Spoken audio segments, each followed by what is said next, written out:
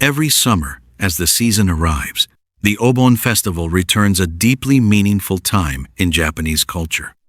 It's a moment when families gather to honor their ancestors, when people travel back to their hometowns, carrying a sense of tradition, connection, and remembrance across generations. But during this warm and sacred time, inside an elementary school in Tokyo, a dark story quietly began. At the center of it all was Chikako Ichikawa, a 9-year-old art teacher. She was only supposed to be on duty at school for a single day during the holiday, but fate had something else planned. On that day, without a goodbye, without any warning, Chikako vanished. She seemed to disappear from the world entirely, leaving the school grounds without a single trace behind. What should have been a season of reunion and remembrance quickly became the starting point of a strange and deeply mysterious disappearance. You're watching True Crime Cases, where we explore some of the most baffling and chilling stories out there. And, as always, before we dive deeper into today's case, don't forget to leave a like and subscribe to support the channel. Thank you so much. It was Tuesday, May 15th, 1978. Tokyo was sinking under the heavy heat of summer. With the Obon Festival overlapping the summer break, the pace of the city had slowed down noticeably. But at Nakagawa Elementary School in Adachi Ward, things were still lively. The swimming pool was open, and the schoolyard echoed with activity. Because of that, teachers had to take turns being on duty during the holiday. That day also happened to be payday, something completely routine. But then, something unexpected happened. The atmosphere at the school suddenly turned heavy. Chikako Ichikawa didn't show up. She was a young teacher, having worked at the school for just over a year. Serious, dedicated, and responsible. She had never missed a day of work before. And yet, that day, she was suddenly unreachable. A sense of unease crept into the principal's mind. He immediately called her apartment, but no one answered. Thinking she might have returned home for the holiday, he contacted her family in Hokkaido. But their response only made things worse. Chikako had not gone home. In fact, she had already told her family she wouldn't be returning during this break. At first, people assumed she might have had an urgent matter. But then, she missed her next scheduled duties on the 22nd and 23rd as well. A growing sense of dread began to spread among those around her. Finally, on the 24th, her worried mother traveled over 800 kilometers from Hokkaido to Tokyo and reported her daughter missing to the Adachi police. Chikako Ichikawa had disappeared. She was 29 years old. Born in the city of Otaru, Hokkaido, she was the eldest sibling with 2 younger brothers. She had recently graduated from Hokkaido University of Education. Just a year before her disappearance, she left her hometown and moved to Tokyo alone to work as a teacher at Nakagawa Elementary School in Adachi Ward, a northern area of the city known at the time for its relatively affordable rent. It was the perfect place for a young teacher just starting out like Chikako. The area was known for its focus on education, with many public schools offering stable career opportunities for those who were passionate about teaching just like her. And so, Chikako began her life alone in Tokyo. She rented a small apartment in Adachi Ward and gradually settled into her new routine. By all accounts, Chikako was gentle, polite, and deeply dedicated to her work. She had a good relationship with her colleagues and was especially loved by her students. That summer, the Tokyo Teachers Association organized a half-month training and study tour across Europe. The trip departed from Tokyo in late July and was scheduled to return on August 12th. Chikako signed up for the program. During the journey, she was able to broaden her perspective and experience entirely new cultures. When she returned to Tokyo, she called her family to check in. She told them that in August, The school would be opening its swimming pool, which meant teachers had to rotate shifts to stay on duty. Because of that, she wouldn't be coming home for the Obon holiday that year. On August 14th, just 2 days after returning from Europe, it was Chikako's turn to be on duty at the school. At around 4:30 in the afternoon, while patrolling the hallway, the school's security guard, Shinya Wada, happened to run into her.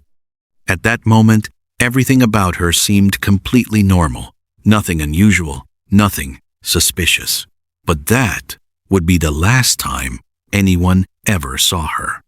Her sudden and unexplained disappearance turned Shinya Wada into a key witness, the last known person to have seen Chikako alive. Half a month later, her father traveled from Hokkaido to Tokyo. Together with the school staff, he organized a thorough search around the campus and the area near his daughter's apartment. Wada himself was also part of that search team, the very man who had seen her last. Inside Chikako's apartment, everything remained neat and untouched. There were no signs of struggle, no signs of disturbance. It was as if she had simply vanished. As time passed, the investigation reached a dead end. No clues, no leads, no answers. 2 months later, her father returned to Tokyo once again, this time to gather her belongings. He carried with him a small, fragile hope that one day they might be reunited. But 4 years later, he passed away from stomach cancer. And until his very last breath, he never learned what truly happened to his daughter. Then, in November 1987, 9 years after Chikako's disappearance, a major ghutna shook the world. A Korean air passenger plane, Flight 858, exploded mid-air. The aircraft had departed from the Middle East, heading toward Seoul, South Korea. While flying over waters near Myanmar, the plane suddenly detonated. All 115 passengers and crew members were killed. The tragedy exposed a dark and calculated plot. The bombing was carried out by North Korean agents. 2 operatives were identified: Kim Hyun-hwae and Kim Sung-il. They had boarded the flight using fake Japanese passports. On board, they planted a timed explosive device disguised as a radio before getting off during a layover. They then attempted to flee to Bahrain, but at the airport in Bahrain, both were captured. In an attempt to silence themselves, they swallowed poison capsules. Kim Sung-il died, but Kim Hyun-hwae survived, and what she later revealed shocked the world. North Korea had been involved in a series of abductions targeting Japanese citizens. The information sent shockwaves through Japan and the international community. At the time, North Korea had been conducting covert operations, training agents to speak fluent Japanese and understand Japanese culture. To do that, they abducted Japanese civilians and forced them to become language instructors.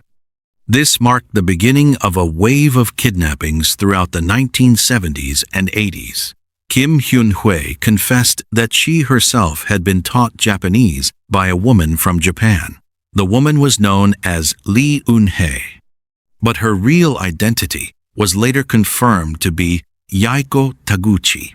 In 1978, a Japanese woman named Yaiko Taguchi went missing. Coincidentally, that was the exact same year Chikako Ichikawa disappeared. Both women were in their 20s at the time.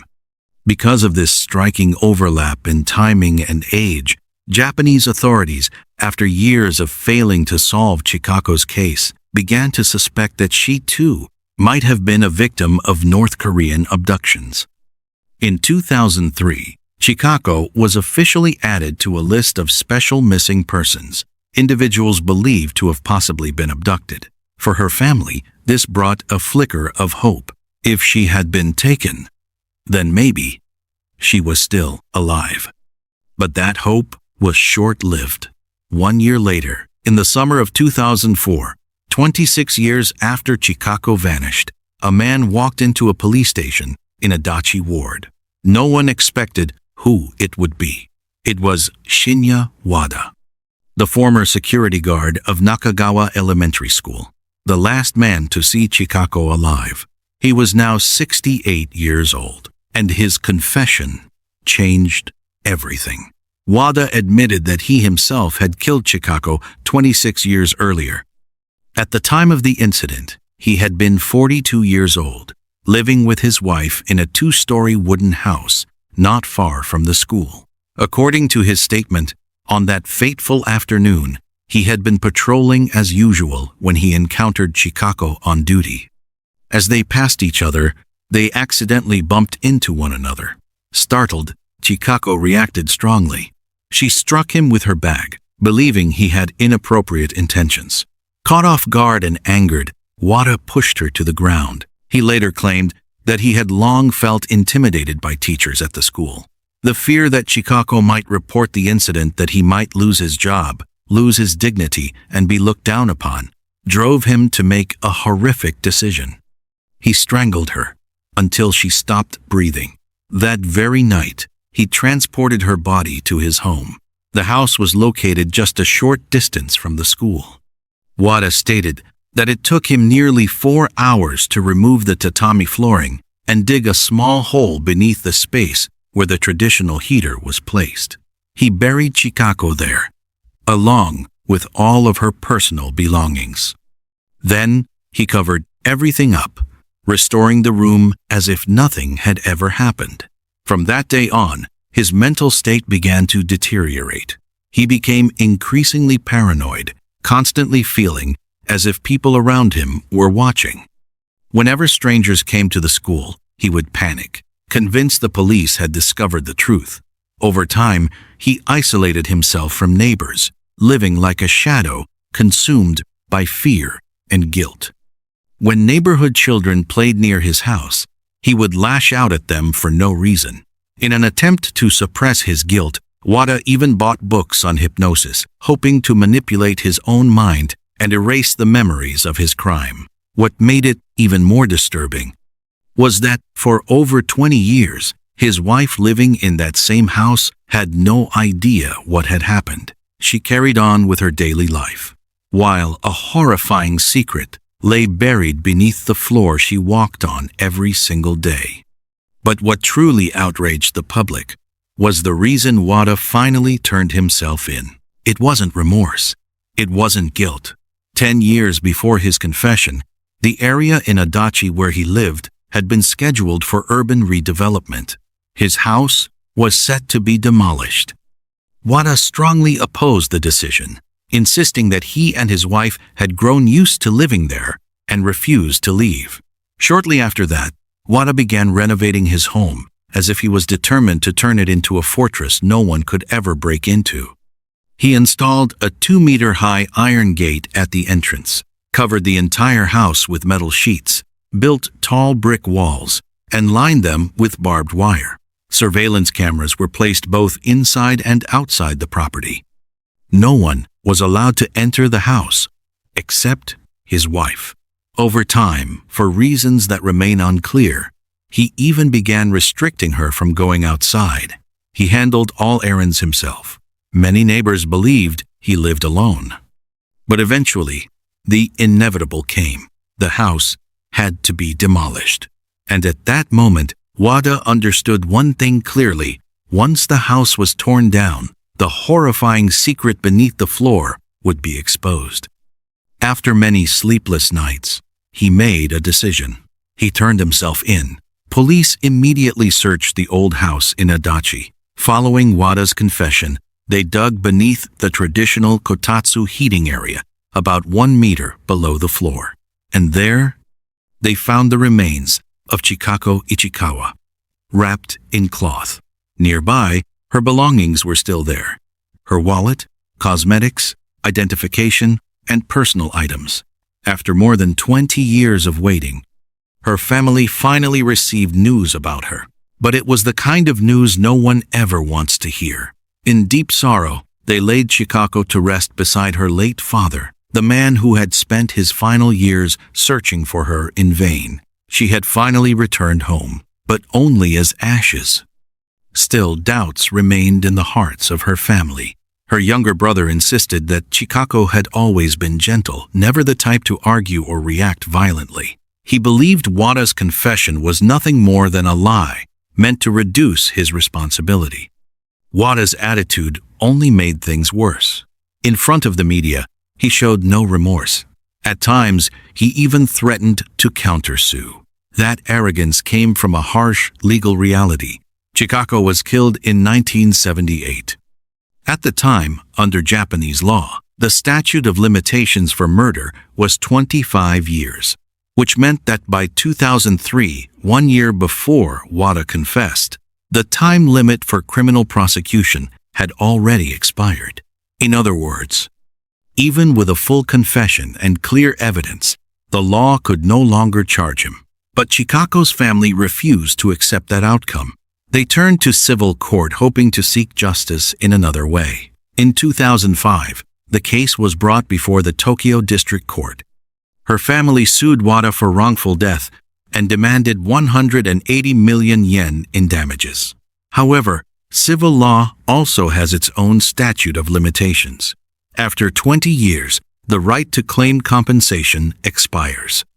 Since the crime occurred in 1978, that deadline had already passed in 1998. Facing this, the family argued that the real damage was the prolonged emotional suffering caused by the fact that Chikako's body had been hidden for decades. They claimed the timeline should begin from the moment her remains were discovered. The court partially agreed. Wada was ordered to pay 3.3 million yen, around $20,000. But the family was not satisfied. They appealed. 2 years later, in 2007, the High Court issued a new ruling. The judges determined that the act of hiding the body had prevented the family from knowing the truth and had extended their suffering for more than 2 decades. Because of that, the murder and the concealment could not be treated as separate acts. Separating them would result in injustice. In the end, the Tokyo High Court ordered Wada to pay 42.5 million yen, approximately $280,000. This became the first case in modern Japanese history where both the criminal and civil statutes of limitations had expired. Yet the victim's family still won a civil judgment against the perpetrator. Financially, the compensation did not significantly impact Wada. He had received money from property redevelopment and pension funds. But before the civil case concluded, he divorced his wife. Many believed it was a strategic move to transfer assets and avoid seizure. Whether true or not, it only fueled public outrage. To many, it proved that he had never truly felt remorse. After the trial, Wada reportedly moved to Minamiboso City in Chiba Prefecture, living in a remote area surrounded by fields. His house, once again, was heavily secured. Walls, barbed wire, surveillance cameras, more like a prison than a home. In 2023, someone attempted to visit him, waiting outside for over an hour, but he never appeared. Neighbors claimed he had disappeared 3 years earlier. No one knows where he is now. Perhaps the law allowed him to escape prison, but the fear, the guilt, the shadow of what he had done, those things may have never left him, and maybe they never will. That's the end of today's case. What do you think about Shinya Wada's actions? Let me know your thoughts in the comments below. And before you go, don't forget to like, subscribe, and turn on notifications so you don't miss the next case.